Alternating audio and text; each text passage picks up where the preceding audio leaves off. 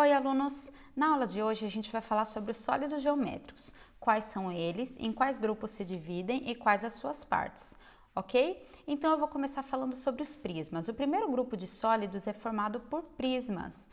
Nesses exemplos aqui, ó, esse é um prisma, este aqui é outro prisma, esse terceiro sólido também é um prisma.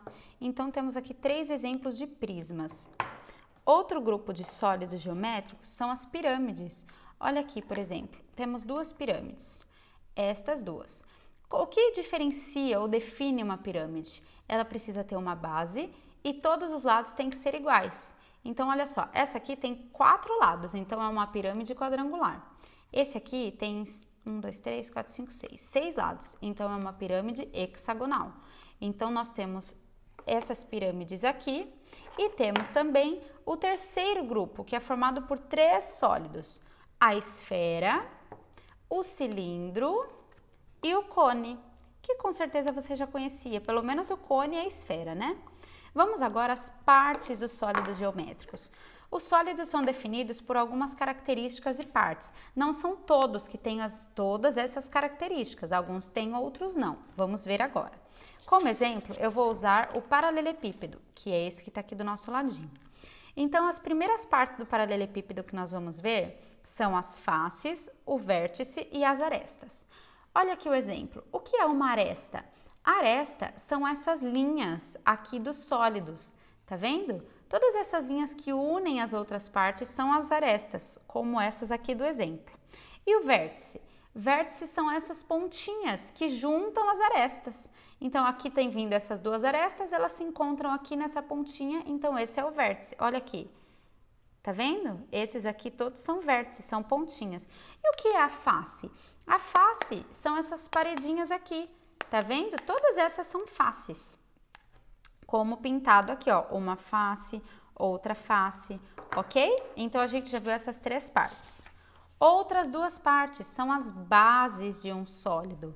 Os sólidos têm a base inferior, que é a parte de baixo, e a base superior, como aqui no desenho, ó. Eu pintei a base inferior e a base superior. Então, tem essas 2 bases do sólido. Elas são fixas? Não. Esse sólido está apoiado aqui desse jeito na mesa. Se eu virar ele assim, a base que era aqui embaixo inferior, ela passa a ser essa aqui. Tá vendo? Então, mudou a base inferior dessa para essa, mas continua sendo a base, a parte de baixo e a parte de cima. E o terceiro exemplo que nós vamos ver são esses daqui, que definem a altura, a largura e o comprimento do sólido geométrico. Então, quanto ele mede de altura, de largura e de comprimento, ok? Todas essas características que nós vimos agora são as características que podem existir ou não em sólidos geométricos. Nesse paralelepípedo, por exemplo, a gente encontra todas as características apresentadas aqui. Agora, se eu for ver a pirâmide tem a base inferior, tem os vértices, as pontinhas, tem as arestas, tem as faces, mas ela não tem a base superior. Ela tem aqui em cima o quê? Uma vértice que junta várias arestas. Então, vamos ver um exemplo de um exercício, por exemplo. Quantas são as faces de um paralelepípedo? Vamos contar? 1, 2, 3, 4, 5, 6 aqui embaixo. 6 faces e as arestas?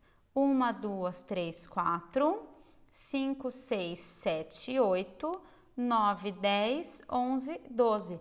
12 arestas e quantos vértices?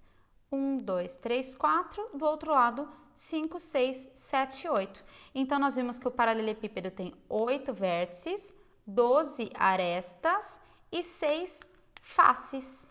Espero que você tenha conseguido entender, conseguido compreender aqui, interpretar todas as partes dos sólidos, quais são os sólidos, em quais grupos eles se encontram e que a partir de agora você possa usar isso aí para os seus estudos, para as atividades que você tem que fazer.